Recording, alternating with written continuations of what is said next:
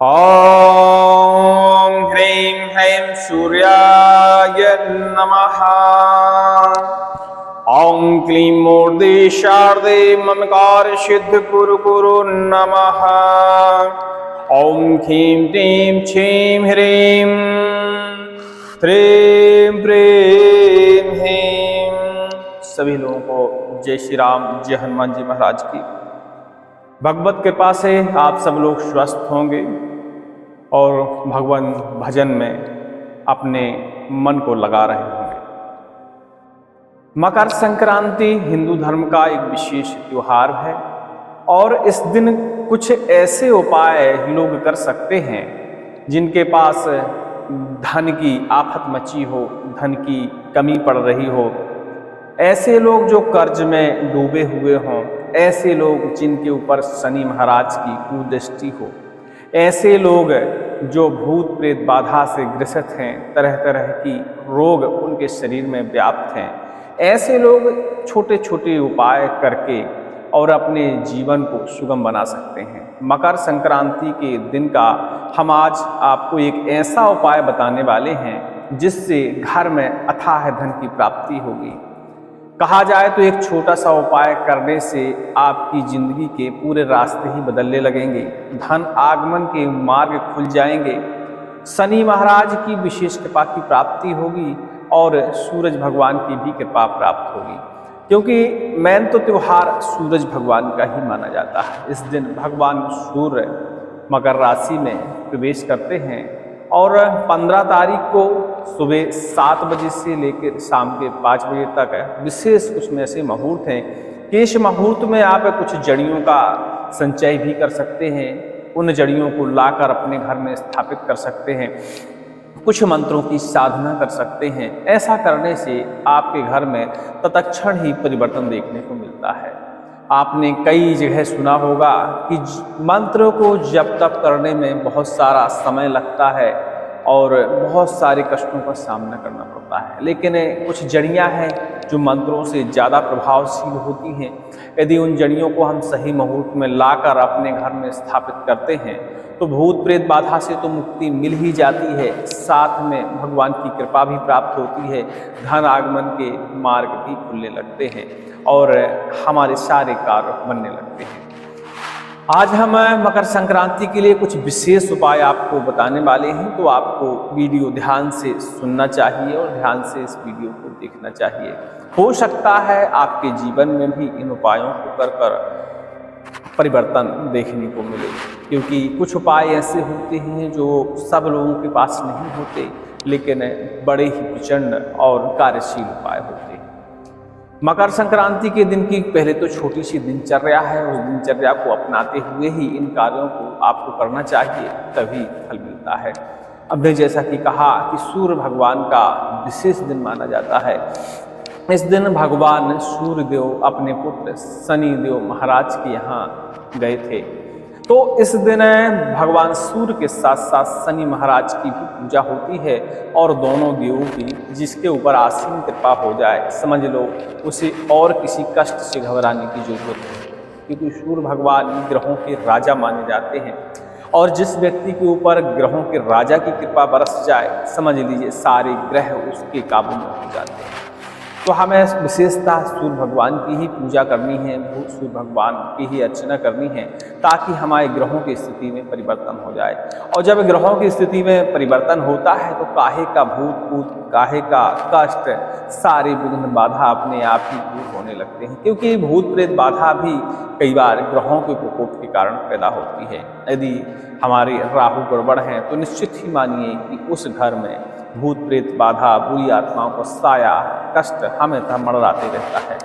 तो जब सूर्य भगवान की कृपा होती है तो हमने बताया सारे ग्रह अपनी दृष्टि बरसाने लगते हैं। कुंडली में भरे ही क्रूर ग्रह बैठे हों, लेकिन उन ग्रहों की कहीं ना कहीं से आपको कृपा मिलने लगती है और आपके सारे कार्य शीघ्रता बनने लगते हैं। मकर संक्रांति के दिन सुबह सुबह उठना चाहिए, सूर्योदय से पहले ही उठ जाना चाहिए, सारी क्रियाओं से निवृत्त होकर स्नान ध्यान करना चाहिए। स्नान ध्यान करने के बाद सूर्य भगवान को जल अर्पण करना चाहिए और सूर्य भगवान को जल अर्पण करने का एक विशेष विधान है। यदि उस विधान से आप अर्पण करते हैं तो बहुत अच्छी बात है। जल में थोड़ा सा लाल चंदन, रोली, लाल कनेर के पुष्प और अक्षत, गुड़ डालें। ये सारी चीज़ें आप ताम्र पात्र में डाल के रखें और किसी पटे के ऊपर खड़े हों, ताकि जब आप जल अर्पण करें तो उस जल के जो छींटे जमीन में गिरते हैं वो जमीन से उड़कर आपके पैरों पे ना पहुंच पाएँ। तो हमेशा ऊंचे स्थान पर खड़े होकर सूर्य भगवान को जल अर्पण करें। पहला तो ये आप हमेशा के लिए दैनिक दिनचर्या में सीख ही लीजिए कि हमें जल हमेशा, क्योंकि जरूरी नहीं है कि आप संक्रांति के दिन ही जल अर्पण कर रहे हो, कभी भी जल अर्पण करें तो वो छींटे हमारे पैरों के ऊपर नहीं पड़नी चाहिए। इस बात का आपको ध्यान देना है। और ये सारी चीज़ें आप जल में मिलाकर, थोड़ा सा गंगा जल भी उसमें मिलाकर और सूर्य भगवान को अर्पण करें, अर्घ दें। और कोशिश करें कि सूर्य भगवान के मंत्रों का भी यदि पालन कर पाएँ तो बहुत अच्छी बात है। जैसे कि एक मंत्र है, जल अपने हाथ में लें और जल अर्पण करें और मंत्र का पाठन करें। ओम यहि सूर्य सहस्त्रांशो तेजो राशि जगत्पते अनुकंपय मां भक्त्वा ग्रहणार्थं दिवाकरम्। ओम ह्रीं ह्रीं सूर्याय नमः। इस तरह आप मंत्र पढ़ते हुए भगवान सूर्य को जल अर्पण करें। ऐसा करने से भगवान सूर्य की विशेष कृपा मिलती है। और हमने बताया जिसके ऊपर भगवान सूर्य की कृपा हो जाए उसके ऊपर सभी ग्रहों की कृपा मिलने लगती है। जड़ियों के बारे में हम बताते हैं, थोड़ा सा इंतजार करिए। जब तक आप शुरू से क्रियाएं नहीं करेंगे तो आप कुछ भी कर लें उसका फायदा नहीं होने वाला। तो विधि विधान से सारी चीज़ें करें तो अच्छा रहता है। और जब सुबह स्नान करें तो उस समय भी ध्यान दें कि जो जल आप इस्तेमाल कर रहे हैं, यदि आपके पास बहता हुआ जल नहीं है, नदी का जल नहीं है या तालाबों का जल नहीं है, वहाँ आप जाके स्नान नहीं कर सकते, घर में ही आपको स्नान करना है।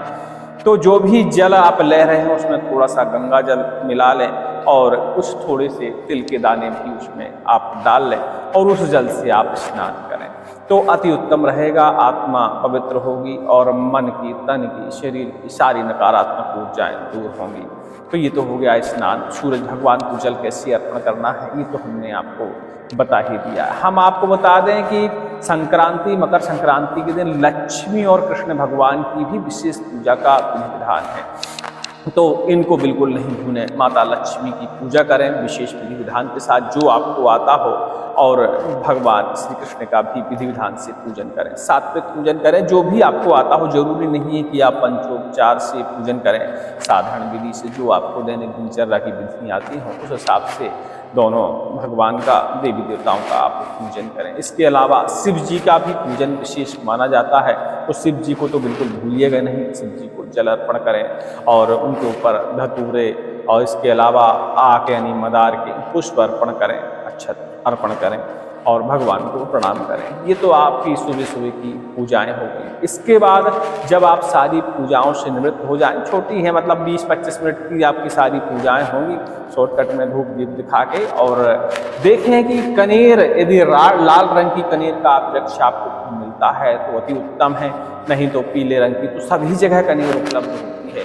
पीले रंग की कनेर का देख लें पौधा, और आपको पीले रंग की कनेर की ही जड़ लाकर अपने घर में स्थापित करनी है। यदि इसकी जड़ को आप अपने घर में लाकर स्थापित करते हैं तो इसकी जड़ में कुछ ऐसी तरंगें निकलती हैं या ऐसी कुछ ऊर्जा होती है कि घर की नकारात्मक ऊर्जा उसी क्षण दूर होने लगती है, और माता लक्ष्मी की विशेष कृपा प्राप्त होती है, भगवान विष्णु की भी विशेष कृपा प्राप्त होती है और भगवान सूर्य की भी कृपा प्राप्त होती है। जहाँ इन तीन देवताओं की कृपा मिल जाए वहाँ किसी भी प्रकार की कोई भी नकारात्मक ऊर्जा का वास नहीं रह सकता, दारिद्रता उसी क्षण उस घर से बाहर जाने लगती है। तो आप ऐसा कर सकते हैं। हम विधि विधान आपको जरूर बताएंगे कि कैसे करना चाहिए। तो अपने हमने बताया, पूजा विधान से निवृत्त होकर एक लोटा में जल ले लीजिए, थोड़ा सा गंगा जल उसमें डाल लीजिए, कनेर का वृक्ष देख लीजिए। अब ये ध्यान देने वाली बात है कि कनेर का वृक्ष आपको देखने के बाद आपको ऐसा कोई औजार लेना है जिससे कनेर के वृक्ष को ज़्यादा क्षति ना पहुँचे, या जो भी आपका मंतव्य हो तो आप लकड़ी का औजार इस्तेमाल कर सकते हैं। अब जब विशेष मजबूरी हो तभी आप लोहे के औजार का उपयोग करें, लेकिन कोशिश करें कि किसी लकड़ी के औजार से ही आप कनेर वृक्ष की जड़ निकालें, क्योंकि कनेर का वृक्ष भारी होता है, बड़ा होता है, तो आप एक कोने से यदि छोटा सा टुकड़ा जड़ का निकाल लेते हैं तो वृक्ष को उतने में नुकसान नहीं होता। तो इस बात का भी हमको ध्यान देना है कि वृक्ष को ज़्यादा हानि ना पहुँचे, वह है सही सलामत रहे, मतलब हमें कुछ नहीं करनी है। सर्वप्रथम कनेर की जड़ में जल अर्पण करें और कोशिश करें कि वही जल अर्पण करें जो हमने सुबह सूर्य भगवान को अर्पण किया था। लाल चंदन और लाल कनेर के पुष्प उसमें डाल लें, अक्षत डाल लें, गुड़ डाल लें, थोड़ा सा तिल डाल लें, ये सारी चीज़ें आप उस जल में मिला लें और कनेर की जड़ में आप ये जल अर्पण करें। अर्पण करने के बाद एक धागा लीजिए, जैसे कि हाथ में बांधने वाला धागा होता है कनेर के वृक्ष में, किसी डाली में या उसके तने में, ये धागा आप ओम वंदंडे महादंडाय स्वाहा इस तरह का मंत्र 11 बार पढ़ते हुए इस धागे को उस वृक्ष में जरूर बांधें। और यदि कोई मंत्र नहीं आता है तो एक कंपल्सरी मंत्र है ओम ऐं ह्रीं क्लीं चामुंडाय विच्चे, इस मंत्र को पढ़ते हुए भी आप धागा बांध सकते हैं। लेकिन ओम नमो वंदंडे महादंडाय स्वाहा ये भी आसान मंत्र है, आपको रट जाएगा, छोटा सा मंत्र है, आसानी से आपको याद हो जाएगा। तो इस मंत्र का पाठन करते हुए धागा बांध दें। इसके बाद धूप दीप दिखाएं, नैवेद्य अर्पण करें कनेर के पास में, और किसी ऐसी जगह की जड़ का चुनाव करें जिस जगह से कनेर के वृक्ष को नुकसान नहीं होना चाहिए। तो छोटी सी जड़ आप उसकी किसी लकड़ी के औजार से तोड़ कर लाएँ, ज़्यादा बड़ी लाने की जरूरत नहीं है, छोटी सी जड़ में आपका जड़ में आपका काम चल जाएगा। जड़ को निकालें, उसको अपनी थाली में रखें, घर लेकर आएँ, उसको बढ़िया से स्नान कराएं, शुद्ध गंगा जल से स्नान कराएं, दूध से स्नान कराएं, दही से स्नान कराएं, हो सके तो पंचामृत से स्नान कराएं, शहद से स्नान कराएं। इसके बाद फिर उसको शुद्ध जल से फिर स्नान करें, बढ़िया से उसको साफ करें, मिट्टी वगैरह उसमें नहीं रहनी चाहिए। अपने पूजा स्थल में इस जड़ी को स्थापित करें, एक लाल रंग का कपड़ा सामने बिछा लें और उसके ऊपर इस जड़ी को रखें। इसके बाद जड़ी का विधि विधान से पूजन करें। विधि विधान का मतलब ये नहीं होता कि आप एकदम पंचोपचार की तरफ चले जाएं, क्योंकि हर व्यक्ति को पंचोपचार नहीं आता है, ठीक है। तो आप गुस्सा से या दूध से उस जड़ी को स्नान करा सकते हैं, तिलक उसका करें, उसके बाद उसके ऊपर पुष्प अर्पण करें, अक्षत अर्पण करें, बिल्वपत्र अर्पण करें। सारी विधियां जैसे हम किसी प्रतिमा की पूजा करते हैं उसी विधि से हम उस जड़ को एक प्रतिमा लक्ष्मी माता का या नारायण का स्वरूप मानते हुए उसकी हम विधान से पूजा करते हैं। नैवेद्य धूप दीप सारी चीज़ें अर्पण करने के बाद उसे सामने भगवान की जगह स्थापित करेंगे, जहाँ भी हमारा भगवान का स्थल हो, पूजा घर हो, वहीं स्थापित बढ़िया से कपड़े में बढ़िया से कर देंगे। इसके बाद एक मंत्र है, इस मंत्र का आपको पाठन करना है, तो मंत्र ध्यान से सुनिएगा, लेकिन यह क्रिया आपको दिन में ही करनी है, ये ध्यान देना है। शाम के समय इस क्रिया का कोई महत्व नहीं है, तो आप 10-11 बजे 12 बजे तक, शाम के 4 बजे तक कभी भी इस क्रिया को कर सकते हैं। शरीर पूर्णतया पवित्र होना चाहिए, इस बात का ध्यान दें। तो हमारा तो विचार है कि आप सुबह ही जब भगवान की पूजा कर रहे थे उसी समय से अपनी यह क्रिया स्टार्ट कर दें। मंत्र ध्यान से सुनिए। ओम ह्रीं ह्रीं सूर्याय सहस्रकिरणाय मनोवांछितं फलं देहि देहि स्वाहा। मंत्र और सुनेंगे। ओम ह्रीं ह्रीं सूर्याय सहस्रकिरणाय मनोवांछितं फलं देहि देहि स्वाहा। ओम ह्रीं ह्रीं सूर्याय सहस्रकिरणाय मनोवांछितं फलं देहि देहि स्वाहा। इस मंत्र की कम से कम आप एक माला तो जपें ही, और एक माला जप करने में हद से हद 20 से 30 मिनट का आपको समय लगने वाला है, ज़्यादा समय नहीं लगने वाला है। इस मंत्र का जाप करने से उस कनेर की जड़ में इतनी ऊर्जा का प्रवाह हो जाएगा कि जैसे ही उस जड़ी को आप अपने घर में स्थापित परमानेंट करते हैं तो समझ लीजिए आपके घर की तमाम प्रकार की नकारात्मक ऊर्जाएं, क्योंकि सूर्य के तेज से और सूर्य की ऊर्जा से हर प्रकार की प्रेत शक्ति, हर प्रकार की नकारात्मक ऊर्जा, हर प्रकार के विघ्न, हर प्रकार की बाधा का क्षरण हो जाता है। तो बढ़िया इस मंत्र का आप जापन करिए, और सामने जड़ स्थापित है ही है, थोड़ी सी अग्नि जला लीजिए। यदि वेदी हो घर में तो अच्छी बात नहीं, किसी पत्थर के ऊपर गौ के गोबर का उपला लीजिए, उसमें आग लगाइए और उसी में बढ़िया से आप इसी मंत्र को पढ़ते हुए कम से कम 51 बार 108 बार, देखिए वो समय के ऊपर निर्भर करता है कि आपके पास समय कितना है, उस हिसाब से इस मंत्र का आप होम लगाइए, हवन करिए। होम हवन में अंतर होता है तो आप देख लीजिएगा हमारी पुरानी वीडियो में कि होम हवन में क्या अंतर होता है। हवन करने के लिए हमें वेदी का निर्माण करना पड़ता है, वेदी का विधि विधान से पूजन करना पड़ता है, उसमें संविधाएं लगानी पड़ती हैं। हवन सामग्री या घी से इसी मंत्र के द्वारा हमको हवन करना होता है। होम में सिर्फ हमें वेदी का पूजन जरूरी नहीं है, थोड़ा सा हम हल्का शॉर्टकट में पूजन कर सकते हैं और वेदी के अलावा अग्नि को हम किसी पत्थर के ऊपर या किसी आसन के ऊपर रखकर भी हवन कर सकते हैं, तो वो होम हो जाता है।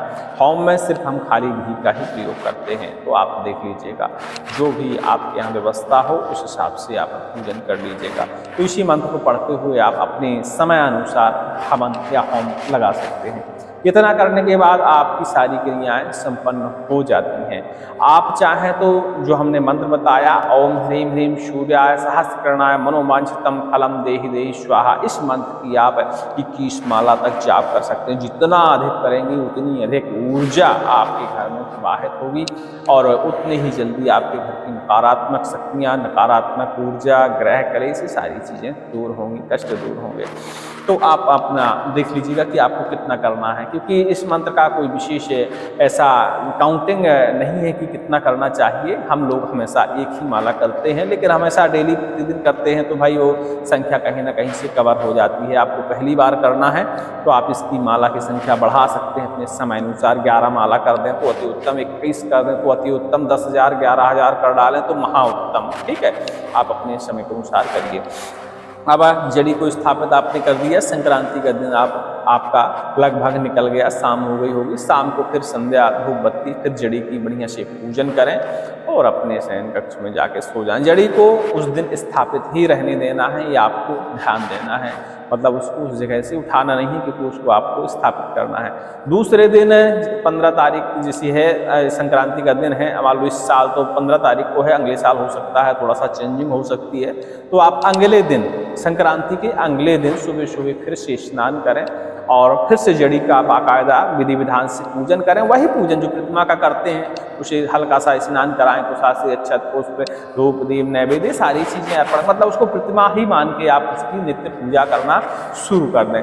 अब उस जड़ी के दूसरे दिन आप टुकड़े कर सकते हैं भिन्न भिन्न टाइप के, और एक टुकड़े को आप अपने मुख्य दरवाजा, जो आपका मेन दरवाजा हो, उस जगह पे लाल कपड़े में बांधकर जरूर लगाएं। एक टुकड़ा जहां आप धन संचय करते हैं, भंडार ग्रह हो, अनाज ग्रह हो, ऐसे ग्रह में या तिजोरी हो, ऐसी जगह में, अलमारी ज़्यादातर होती है आजकल, तो तिजोरियाँ होती नहीं है, तो जहाँ भी आप अपना धन संचय करते हैं उस जगह उस जड़ी को लाल कपड़े में लगाकर बांधकर जरूर रखें। और साथ में एक तांबे का सिक्का यदि आपको उपलब्ध हो जाता है तो उसको भी साथ में रखें। तांबे का नहीं है तो चांदी का भी ले सकते हैं, और जब कुछ ना मिले तो भैया लोहे का सिक्का तो बाजार में है ही है, तो आप उस सिक्के का भी इस्तेमाल कर सकते हैं, साथ में जरूर रखें।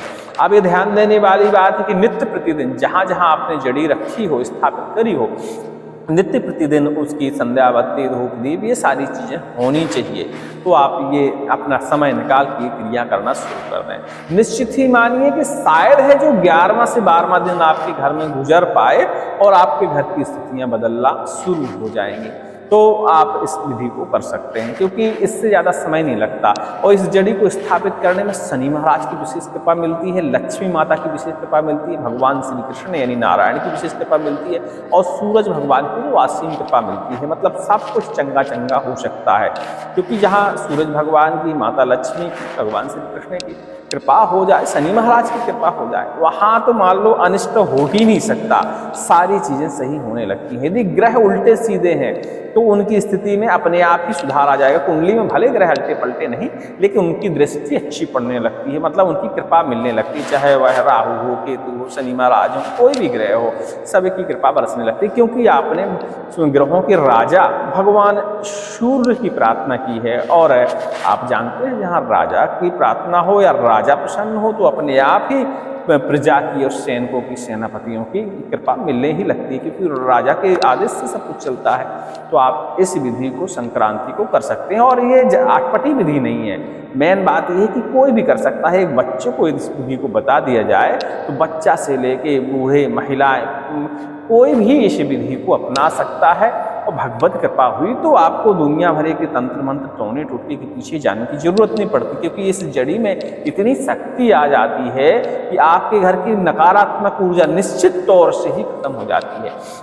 बाकी आप इसके अलावा एक कार्य और कर सकते हैं। यदि आपको ज़्यादा ही शंका है कि हमें शत्रुघात होता है, शत्रु से हमेशा टोने टोटके का प्रभाव देखने को मिलता है, ये सारी चीज़ें आपको परेशानी होती हैं, तो आप उसी कनेर की जड़ का एक छोटा सा टुकड़ा, कमल की जड़ का एक छोटा सा टुकड़ा, आक यानी मदार की जड़ का एक छोटा सा टुकड़ा, एक कापर यानी तांबे के ताबीज में भरकर भगवान सूर्य से प्रार्थना करते हुए, नारायण से, माता लक्ष्मी जी से प्रार्थना करते हुए, भगवान नरसिंह से प्रार्थना करते हुए उस ताबीज में आप भर लीजिए और उस ताबीज को आप गले में धारण करिए। और नित्य प्रतिदिन उस ताबीज को गंगा जल से स्नान कराते हुए सुबह सुबह सामने पूजा घर में ऐसा बनाइएगा कि डेली वह खुल जाए, और उसके सामने पूजा घर में स्थापित करके डेली उसकी संध्या बत्ती करने के बाद, धूप दिखाने के बाद फिर से उसको आप धारण कर लिए करिए प्रतिदिन। आप देखेंगे कि आपकी मानसिकता में भी इस ताबीज को धारण करने से परिवर्तन देखने को मिलेगा।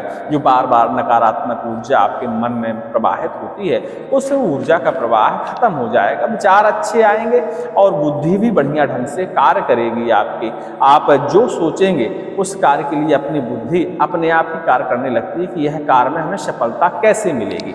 तो मकर संक्रांति के ये छोटे छोटे उपाय आप कर अपनी जिंदगी को जो है सुगम बना सकते हैं और तकलीफ दे जिंदगी को आसान कर सकते हैं। अब देखिए, ऐसा एकाएक चमत्कार किसी भी चीज में नहीं होता कि आज आपने कोई तंत्र किया, कोई जड़ी लाए, कोई मंत्र जपा तो 24 घंटे के अंदर ही आपको भड़ाभड़ एकदम धन टपकने लगे, ऐसा नहीं होता। धीरे धीरे संयोग बनते हैं। इसलिए हमने कहा 10 से 11वां दिन शायद ही मुश्किल से गुजर पाएगा, और संयोग ऐसा बनेगा कि आपके कार्य धीरे धीरे बनने लगेंगे। उम्मीद करते हैं हमारी बात को आप पूरी समझ गए होंगे। यह वीडियो शाम के 6 बजे से 7 बजे की रिलीज होगा 14 तारीख को, तो आप देख लीजिएगा कि रात में ही इस वीडियो को आप देख लें और सुबह से इस क्रिया में आप लग जाएं। और कनेर जहाँ तक बात है सभी जगह उपलब्ध होती है भारत में, हर घर में या घर के आसपास मंदिर में कहीं ना कहीं आपको कनेर मिल ही जाएगी, और छोटी सी जड़ आपको आसानी से मिल जाएगी बिना पेड़ को क्षति पहुंचाए हुए। तो आप इतना कार्य कर सकते हैं। अधिक जानकारी के लिए आप टेलीग्राम में संपर्क कर लीजिएगा, और हमारी इस विधि से किसी को कोई फायदा हो तो कमेंट अवश्य करिएगा। चैनल को सब्सक्राइब भी कर सकते हैं, वो हम फोर्स नहीं करेंगे, वो आपके ऊपर निर्भर करता है। यदि हमारी बातों से या हमारे मंत्रों से या हमारी किसी और चीज़ से आपको 1% भी फायदा होता है तो चैनल को सब्सक्राइब, लाइक कर सकते हैं, और हमें इस बारे में टेलीग्राम में भी लिख सकते हैं और कमेंट में भी लिख सकते हैं। और हमसे संपर्क करने के लिए टेलीग्राम पे हमारा फ़ोन नंबर उपलब्ध है, उसमें जाइएगा, टेलीग्राम में सर्च करिएगा संकटनाशक, तो संकटनाशक जैसे ही आ जाएगा तो हमारा अब चैनल आप ज्वाइन कर लीजिएगा। वहीं आपको हमारा मोबाइल नंबर भी उपलब्ध हो जाएगा, जिसमें बात करने का समय सुबह 11 से लेकर 12:30 बजे तक रहता है। तो आप हमें फ़ोन लगाकर हमसे इस मामले में सलाह ले सकते हैं। सभी को जय श्री राम, जय हनुमान जी महाराज की, जय सूर्य भगवान।